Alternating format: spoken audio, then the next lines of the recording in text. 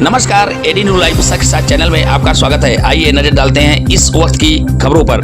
सूरत शहर में प्रधानमंत्री नरेंद्र मोदी के जन्म दिवस के अवसर पर पूरे देश में सेवा पखवाड़िया मनाया जा रहा है। इस उत्सव के तहत सूरत में एक अनूठी पहल की गई, जहां सफाई कर्मचारियों के समान उत्थान पर जोर दिया गया। केंद्रीय जल मंत्री CR पाटिल ने कहा कि ये सेवा कार्यक्रम सिर्फ एक पखवाड़े तक सीमित नहीं रहेंगे, बल्कि दिवाली तक जारी रहेंगे। इस दौरान विभिन्न त्योहार मनाए जाएंगे।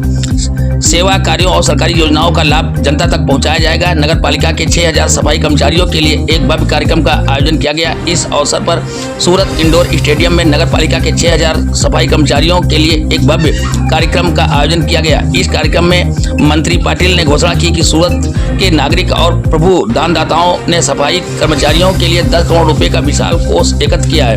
यह निधि सूरत नगर निगम में जमा की जाएगी और शहर को स्वच्छ रखने में महत्वपूर्ण योगदान देने वाले इन कर्मचारियों के कल्याण के लिए इस्तेमाल की जाएगी। इस निधि का सबसे बड़ा लाभ उनके बच्चों की शिक्षा के लिए होगा। तो ये रही अब तक की खबर। फिर मिलते हैं किसी बड़ी खबर के साथ। तब तक के लिए नमस्कार। देखते रहें आपका लोकप्रिय चैनल एडी न्यूज लाइव के साथ। ताजा इन खबरों के लिए हमारे चैनल को लाइक, शेयर, सब्सक्राइब अवश्य करें। धन्यवाद। वंदे मातरम। माननीय प्रधानमंत्री श्री नरेंद्र मोदी साहेब नो आज 75मो जन्मदिवस है। એમના જીવન એક એક ક્ષણ લોહીનો એક એક કણ આ દેશ માટે માનનીય પ્રધાનમંત્રી શ્રી મોદી સાહેબે સમર્પિત કર્યું છે।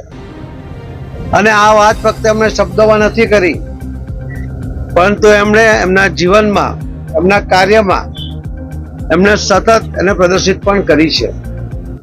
અને એમણે કરેલા નિર્ણયો એના કારણે આખા દુનિયામાં ભારતની શાખ વધી છે। આજે એક ગરીબ ગણાતો ભારત દેશ આજે વિશ્વમાં આર્થિક ક્ષેત્રમાં 3જા નંબર પર આવવાની તૈયારીમાં છે।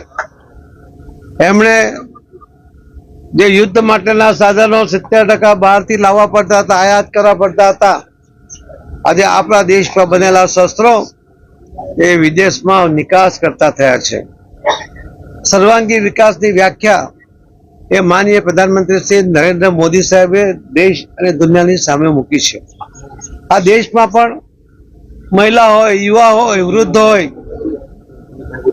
વિશ્વકર્મા સમાજના લોકો હોય કે અન્ય કોઈ પણ સમાજના લોકો હોય, આ દરેક સેક્ટરના લોકો માટે, ખેડૂતો માટે અલગ અલગ યોજના બનાવીને એમનું જીવન સરળ બને એના માટેના સરળ સફળ પ્રયત્ન એ પણ માનનીય પ્રધાનમંત્રી શ્રી નરેન્દ્ર મોદી સાહેબે કર્યા છે।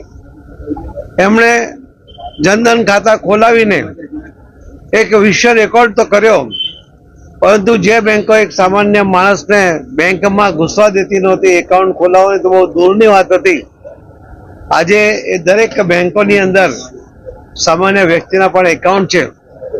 અને એની પાછળનો જે હેતુ હતો કે લોકોનું બેંક એકાઉન્ટ તો ખુલે, એમાં એ સેવિંગ પણ કરે, પરંતુ સરકારની યોજનાઓનો લાભ એમને ડાયરેક્ટ બેનિફિટ યોજના મુજબ એમને ટ્રાન્સફર થાય, DBT મુજબ એને ટ્રાન્સફર થાય, એના માટે કરોડો ખેડૂતો, કરોડો બહેનો એમને પણ આનો લાભ મળતો થયો છે। વચેટિયાઓ એમાંથી બહાર નીકળ્યા છે। કોઈ દલાલ એનું અસ્તિત્વ હવે ધરાવતો નથી।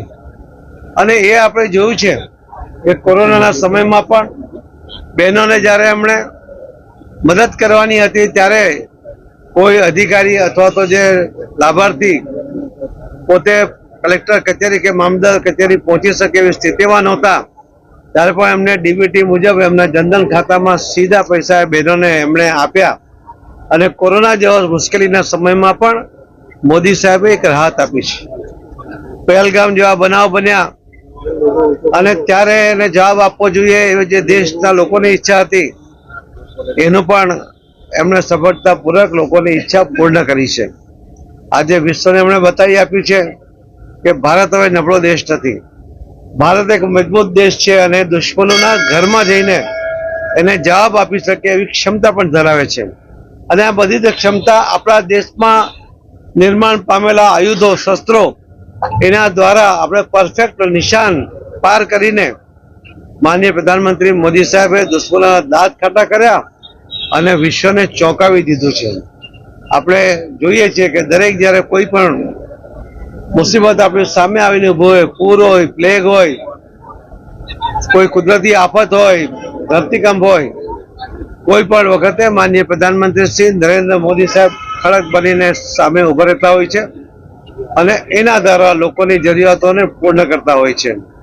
આજે નરેન્દ્ર મોદી એક આધાર સ્તંભ બની ગયા છે. એમને દીર્ઘાયુ આવે, એમને